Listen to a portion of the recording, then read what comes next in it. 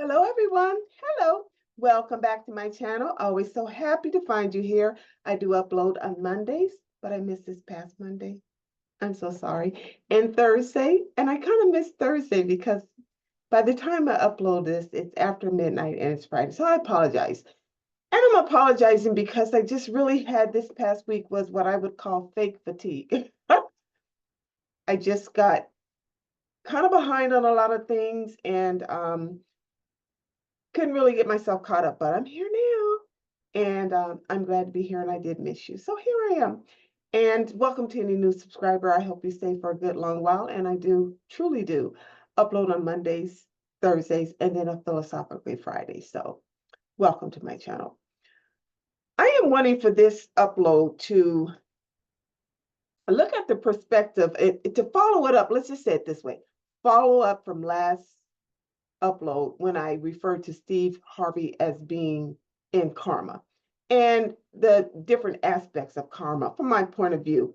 And I've done a few uploads on karma in the past. I put them in the description box. I'll put them in the description box again now. I am not on the topic of karma for that per se, but I did look at those and I thought, I've always given the point of view of the karma for the person that the deed was done to. Like in this case, the negative deed was done to Steve. His wife cheated on him with their security officer, supposedly. And so the deed was done to him. When I've done other and used other examples, let's say for the show Cheaters, the deed was done to the cheating person. I've never done one where I looked at the karma of the person that actually did the deed, meaning in this case, Steve's wife. What that karma would look like for that person, or from my perspective for that person. So that's what this upload is about. I believe that these are my thoughts. I'm not a scientist, a psychologist, a psychiatrist, or anything like that. I am talking from the perspective of treatment. You meant to treat that person that way. I'm talking from the perspective of how we are to engage with one another in such a way that the personhood is respected, using kindness, compassion, and care. And when we don't, what the repercussions for that is. So it's an opinion. It's an opinion. I believe that anybody that did the deed is under a severe sense of remorse, long lasting, deep seated regret and remorse. When the doer of the deed is in their karma, it's almost like what they call a dark night of the soul. Now, I never understood the term dark night of the soul, but I guess that means you're really going through hard, long, drawn out, horrific time alone in which no one can change that. You're in it. And that by default is defined as karma. So this is what I would say to that.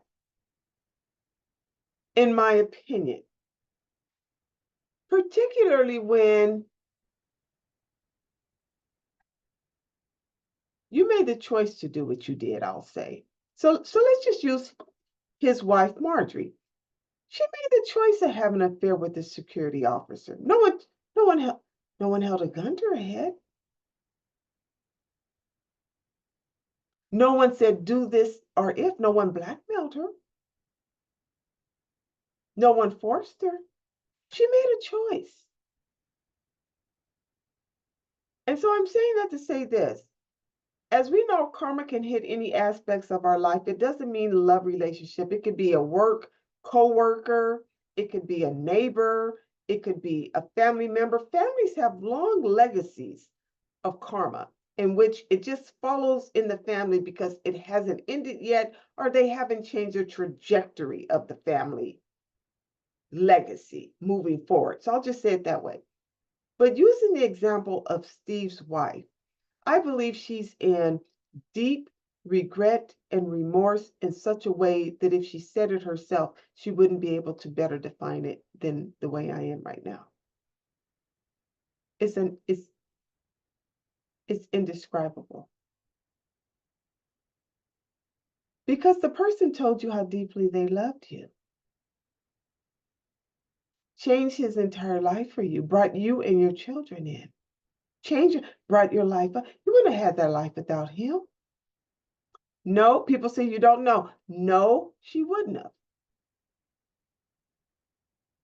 And so when we have a person who confesses how they feel about us, says, I believe you're my forever spouse, you're my soulmate, you're my person I think, let's try and make this, I'm interested in you, actually verbalizes it, actually tells them publicly that, confesses their love to you, and you do that to them, by default, you disrespected, dishonored, devalued, didn't even respect the universe for allowing you that role in that. You didn't cherish it enough. So the karma for you is long lasting, deeply penetrating remorse and regret in such a way that a drink of alcohol or a deep drug can't quiet it. It'll come back. It'll pierce through that, is what I'm saying. Now, am I promoting that? Am I celebrating that? No, nobody wants that type of pain for anyone, unless you're just, a masochist type of person. But it's just the energy of karma. It is something when you're the one who does it. I can almost 100% guarantee you this: the person gets an awakening. If you're the person or she's the person, whoever did the thing, whoever did the cheat, whoever disrespected the cherished individual by which the universe sent to you, you devalue the gift of the universe by not cherishing it, by not respecting it, by not honoring it, by not valuing it. So by default, when it comes to clash, is what I say, clash, to take you to class, the teaching of what your deeds did, there will be an awakening. There will be an illumination. There will be a realization. There will be such a bright light of understanding as to what you did that you can't deny it, so that it can clearly show you what you lost. And most of the time, won't get back. Now, do you think those two will get back together? Maybe, who knows? That's in the future. But in the now and in the past, she did a horrible thing to her husband. They did a horrible thing to who they cheated on. You do a horrible thing when a person expresses an interest in you and you didn't reciprocate. You didn't recognize, you didn't see them. You didn't recognize he was a king or she was a queen for you. So now you're in your moment of what they call the dark night of the soul. You're in this moment of illumination and awareness and realization and spiritual awareness and heart awareness and awakening, whatever you want to call it. You can't deny what you're going through. In this case, her. You can't deny what you're going through and how awful you feel. And if you could change it, you would. But now the hit has already happened.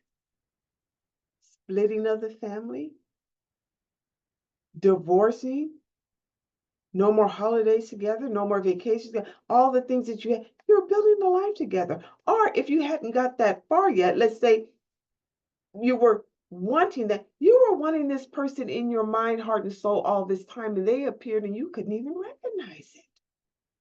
So you lost them. But when you're under true karma for that, the universe will make sure. Now, I don't know the universe. These are my perspectives. I believe that if it's that situation, the universe will make sure You know it. It's a part of your clash. It's a part of your class teaching, clash awakening. The universe will make darn sure you know it. And then tinkle it in front of you and go, you lost it. You're not getting him back. You're not getting her back.